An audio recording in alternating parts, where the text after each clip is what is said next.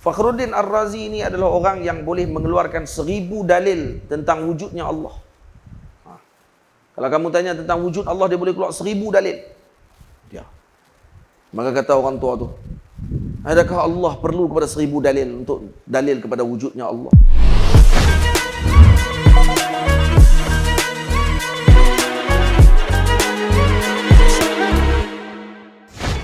Jadi maknanya kalau ribuan tahun pun aku terpaksa berjalan untuk bertemu dengan abdun, hamba Allah Ta'ala ini yang Allah Ta'ala sebutkan tadi, maka aku akan berjalan. Ini himmah aliyah yang kena ada kepada penuntut ilmu yang pertama. Penuntut ilmu kena ada semangat tinggi dalam menuntut ilmu. Tak boleh cukup dengan apa yang ada. Kena mengaji. Ni mengaji sikit, kerja nak berhenti. Dia kerja nak tengok duit. Lepas tu dia duk nampak, kata influencer, dia kata duit banyak, dia kata kalau tak mengaji pandai pun tak apa. Jangan macam tu. Sebab itulah ni kalau tanya kat anak-anak muda, banyak mereka jawab kalau tu nak jadi binatang apa? Jadi binatang apa lah. Dia kata nak jadi YouTuber, nak jadi TikToker, nak jadi apa lagi? Instagramer, nak jadi Facebooker. Facebooker tak ada kan? Facebook dia kata untuk orang tua-tua. Nak jadi orang-orang yang terkenal, influencer ni lah. Kenapa? Karena katanya duit banyak dan seumpama dengannya. Jangan tertipu dengan kau tersebut. Benda tadi benda yang tidak orang panggil apa, memberikan manfaat kalau kamu tidak mempunyai ilmu yang sepatutnya kamu ada. Kita akan tengok. Faham? Itu ilmu ni tengok. Sayyidina Musa alim. Tapi macam mana alim pun beliau, tetap beliau tidak meninggikan diri beliau untuk tidak menuntut ilmu ketika dimaklumkan ada yang lebih berilmu daripada beliau pada bahagian ilmu yang beliau tidak ada. Dia pergi mengaji.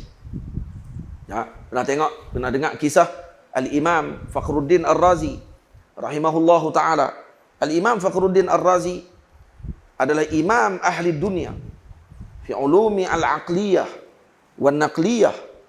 Imam azim, Imam Fakhruddin Ar-Razi.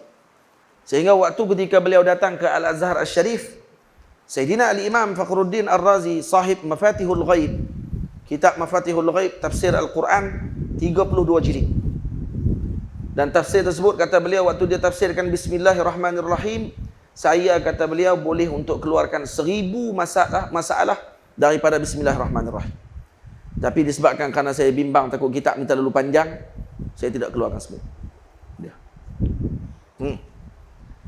Al-Imam Fakhruddin Ar-Razi waktu ketika datang ke Al-Azhar, maka ramai orang pakat datang ke Azhar pada waktu itu, keluar beramai-ramai, ribuan manusia berkumpul di Masjid Azhar untuk bertemu dengan Imam Fakhruddin Ar-Razi.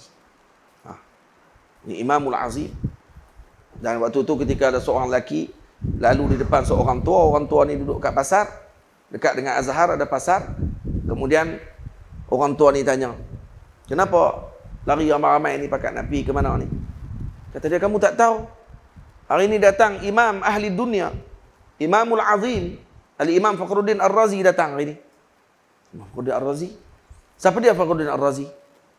Maka perempuan tua ni tanya, siapa Fakhruddin Ar-Razi? Dia tak kenal. Terus orang lelaki tadi kata, kamu tak kenal Fakhruddin Ar-Razi?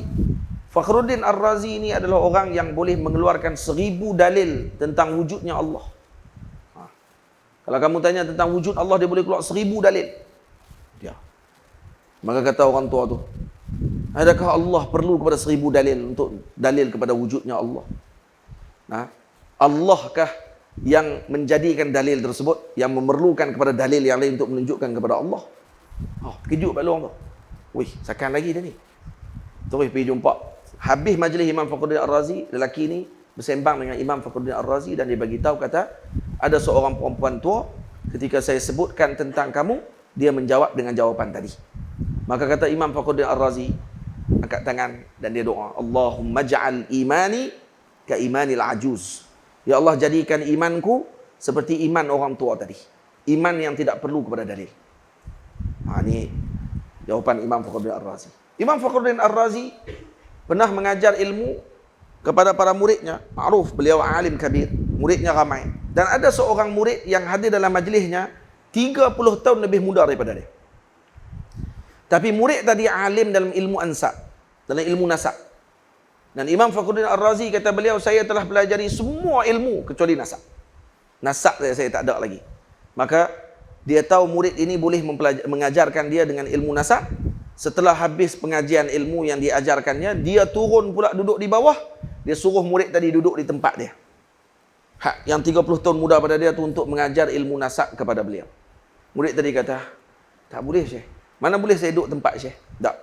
Sekarang saya sebagai murid dan kamu guru. Ana tilmiz wa anta ustaz. Kamu kena duduk kerana saya nak mengaji dengan kamu. Maka murid tadi duduk dengan terpaksa dan kemudian mengajarkan kepada Imam Fakhruddin Ar-Razi dengan ilmu nasab, dan kemudian dicatat oleh Imam Fakhruddin Ar-Razi dan belajar sebagai murid pada waktu tersebut. Tengok.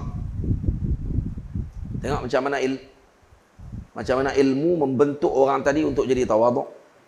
Sebab tu hakikat ilmu akan mengeluarkan orang yang tawaduk. Hakikat ilmu akan mengeluarkan orang yang tawaduk.